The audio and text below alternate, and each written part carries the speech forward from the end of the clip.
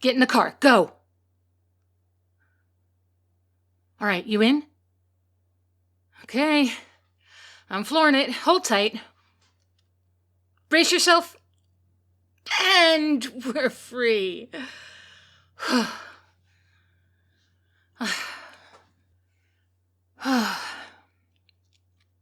I'll have to thank Dr. Kofin the next time we see him. I don't think I'd have been able to get us out of there without his little distraction. I mean, setting the building on fire? Genius. We're lucky the doctor's on our side, that's all I'll say. It's a good thing we're only a few hunters trying to...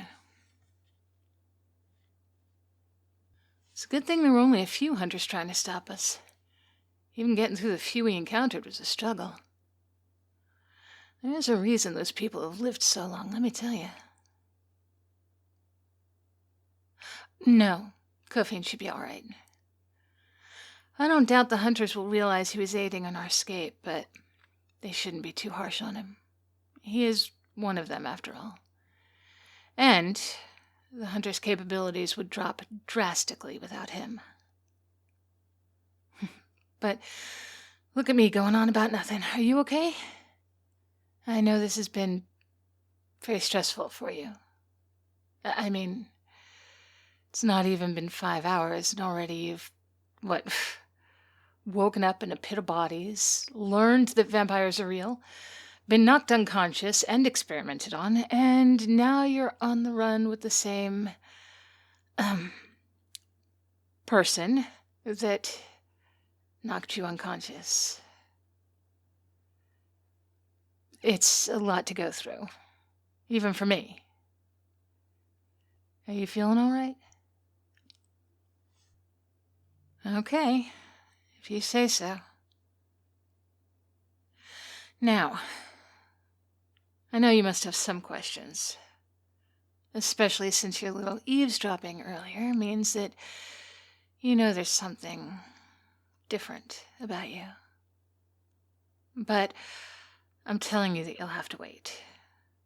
There's too much going on now, and I have to focus on getting us out of here in one piece. After all, we have some of the most dangerous men and women in the world after us now. Any semblance of the life you knew is over. Sorry about that. But I suppose in a way it's your fault for trying to have a social life. How dare you?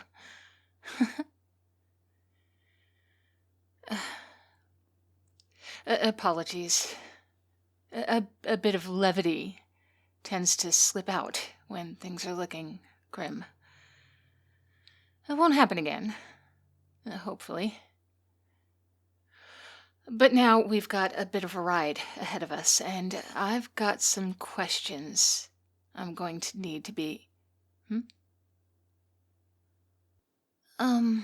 No.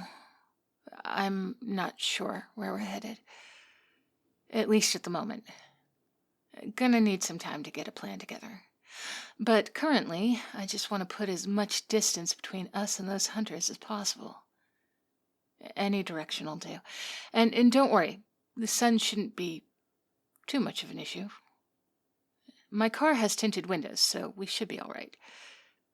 Though, stopping at a toll booth might be a bit awkward.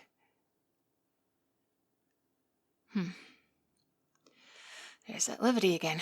Not quite sure what's happening there. For now, though, I need you to tell me a little bit about yourself. A bit of your history. Yes, it is to do with that. What Dr. Kofin said, I have no doubt what they said is correct. Your healing abilities prove that, after all. But there's still some things I'm curious about. Namely, your parentage. You were an only child growing up, weren't you? Raised by a single parent. Don't ask how I know that, just answer. I thought so. Did your parent ever talk about their partner? fill you in on the details of their, evening together? No, I suppose that isn't necessarily something a parent discusses with their child. Give me a break. I haven't spoken to children in centuries. I'm a little out of the loop. Moving on from that, though, have you ever been sick in your life? Ever suffered a scratch or a broken bone? One that didn't immediately heal, I mean? If only we could all be so lucky. I myself was terribly sick as a child, well into my teens. I suffered from a bit of everything that modern medicine now cures so easily.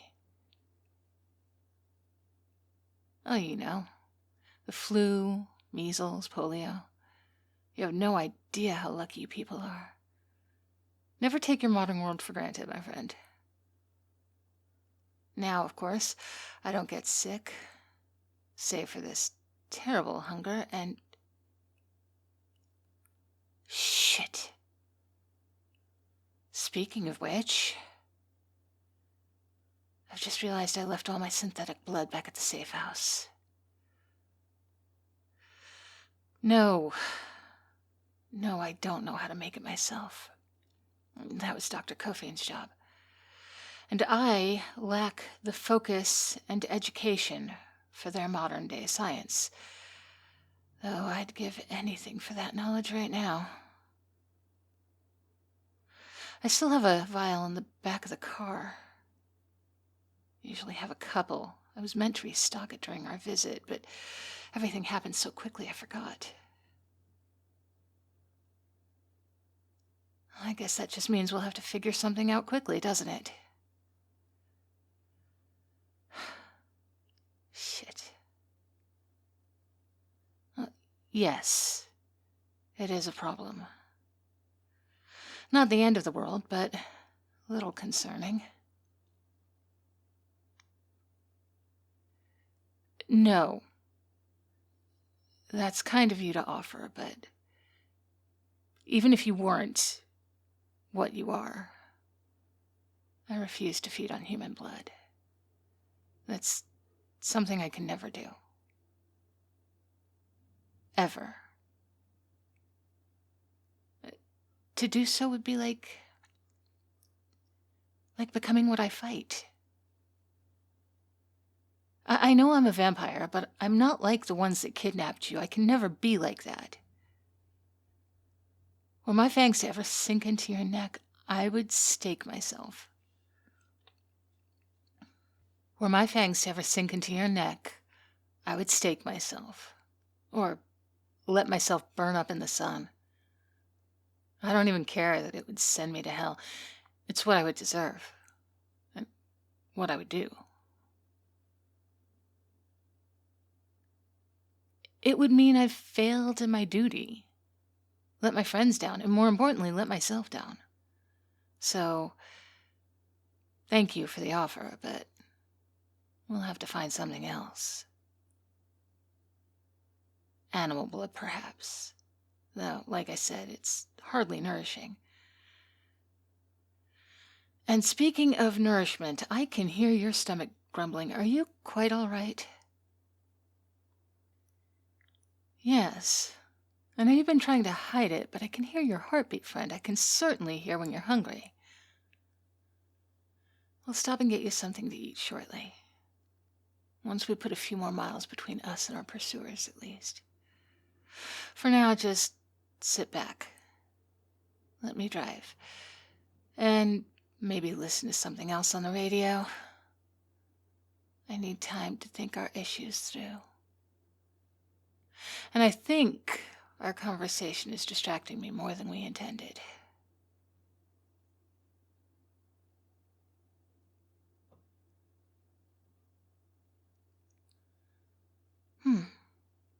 This looks like a good place.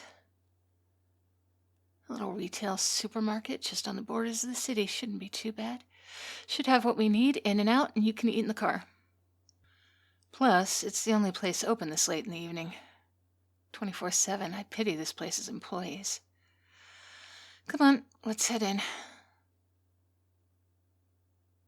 Well, of course I'm coming with you. What if something should happen? You'd be defenseless without me, even with your powerful constitution.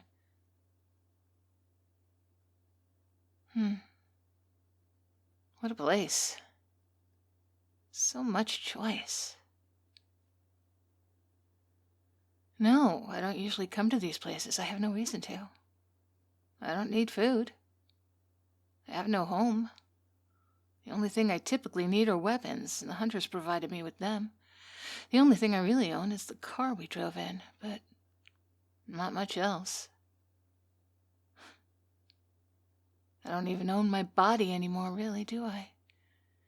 The vampire that turned me laid claim on that. Sorry. I didn't mean to get so morbid. Now, here we are. The food aisle. What do you want? So many options. Things certainly have changed since my day. What are you buying? Tang fruits? Really?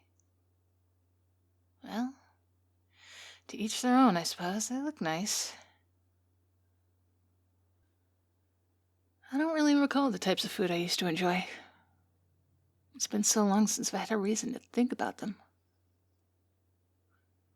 I wouldn't even say I really miss them. I just haven't thought about it. Ever since I turned, the only thing on my mind has been the mission. Every second devoted to either killing a vampire or finding one to kill. This is actually quite the change of pace. Vampires can eat normal food. The elder we fought certainly seemed to like having a banquet in front of them. But as far as I can tell, it's purely for show. It doesn't provide us with energy. Not like blood does. Sorry. First little stabs of hunger. I might get a drink once we get back to the car, just to top myself up. I need to be focused for the road. What?